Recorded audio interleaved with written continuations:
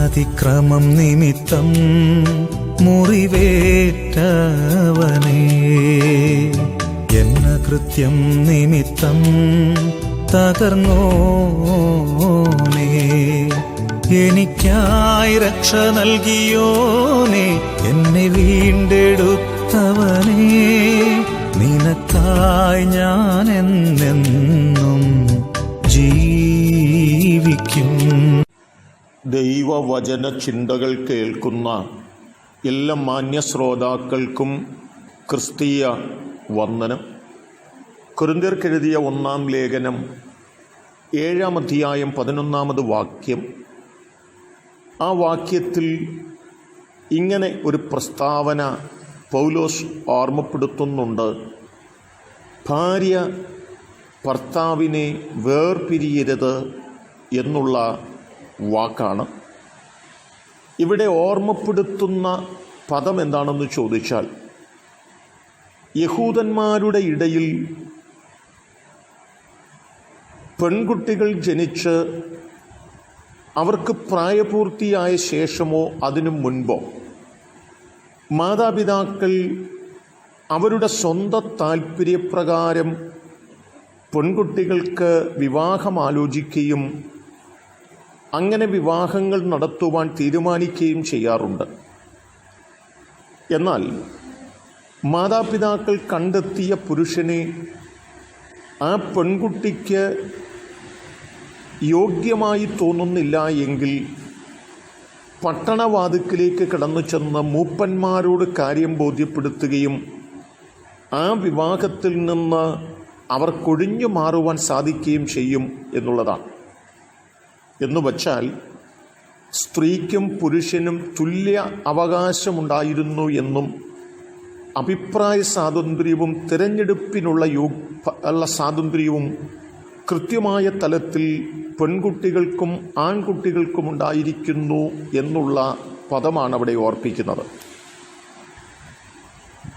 എന്നാൽ മാതാപിതാക്കൾ ആലോചിച്ച വിവാഹാലോചനകൾ പെൺകുട്ടിക്ക് താല്പര്യമാകുകയും വിവാഹ ജീവിതത്തിലേക്ക് പ്രവേശിക്കുകയും ചെയ്തു എങ്കിലും രണ്ടാമതും മറ്റൊരു വഴി കൂടെ അവരുടെ മുൻപിലുണ്ടായിരുന്നു.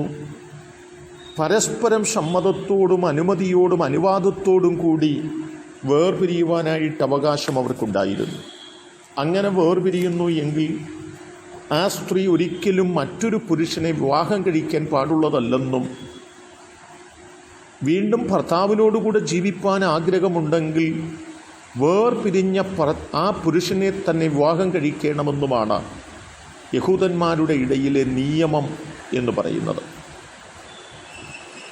ആ തലത്തിലല്ലാതെ ചില ആളുകൾ ഭർത്താവിനെ വേർപിരിയുകയും പുനർവിവാഹത്തിനു വേണ്ടി മറ്റൊരു പുരുഷനോടുകൂടെ ജീവിക്കുവാൻ ആഗ്രഹിക്കുകയും ചെയ്യുവാൻ തുടങ്ങിയപ്പോൾ പൗലോസ് അവരോട് പറയുകയാണ്, നമ്മുടെ ഇടയിൽ നടപ്പില്ലാത്തതും നമ്മുടെ ഇടയിൽ അനുവർത്തിക്കേണ്ടതുമായ കാര്യം എന്താണെന്ന് ചോദിച്ചാൽ, ഭാര്യ ഭർത്താവിനെ വേർപിരിയുവാൻ പാടുള്ളതല്ല എന്ന് കൃത്യമായ തലത്തിൽ അവർക്ക് സന്ദേശം നൽകുകയാണ്.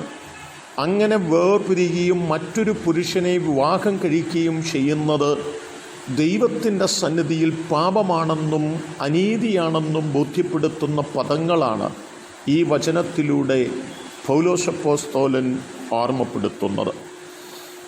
എന്നെ കേൾക്കുന്ന പ്രിയപ്പെട്ടവരെ, ഈ കാലഘട്ടത്തിലും നാം അറിഞ്ഞിരിക്കേണ്ടതും മനസ്സിലാക്കേണ്ടതുമായൊരു കാര്യം എന്താണെന്ന് ചോദിച്ചാൽ, ദൈവത്തിൻ്റെ വിശുദ്ധ നിയമപ്രകാരം ഒരു പുരുഷനോടുകൂടെ ജീവിക്കുവാനായി തീരുമാനിച്ചിരിക്കുന്നതും ആ തലത്തിൽ ഉടമ്പടി വചനത്താൽ ഭർത്താവും ഭാര്യയുമായി തീർന്നിരിക്കുന്നവരും തമ്മിൽ വേർപിരിയുവാൻ പാടുള്ളതല്ലെന്നും പ്രാർത്ഥനയിലും താൽപ്പര്യത്തിലും ഒരുമിച്ച് ജീവിതകാലം മുഴുവനും അവർ ജീവിക്കേണ്ടവരാണെന്നുമാണ് ഒരു ക്രിസ്തീയ കുടുംബജീവിതത്തിന് ദൈവം നൽകിയിരിക്കുന്ന പ്രമാണം.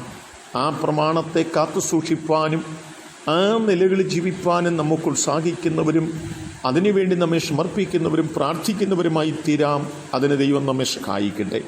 കരുണയുള്ള ദൈവമേ, നല്ല കർത്താവേ, ഞങ്ങൾ ദൈവം മുൻപാകെ എടുത്തിരിക്കുന്ന ഉടമ്പടികളിൽ നിന്ന് വേർപിരിയുന്നവരായി തീരാതെ ഞങ്ങളുടെ ജീവകാലം മുഴുവനും ആ ഉടമ്പടികളെ കാത്തു സൂക്ഷിക്കുന്നവരും അതിൽ നിലനിൽക്കുന്നവരുമായി തീരുവാൻ ഞങ്ങളെ സഹായിക്കണമെന്ന് ഞങ്ങൾ പ്രാർത്ഥിക്കുന്നു. ദൈവം അങ്ങനെ ചെയ്യുന്നത് കൊണ്ട് സ്തോത്രം. യേശു കർത്താവിൻ നാമത്തിൽ തന്നെ ആമേൻ.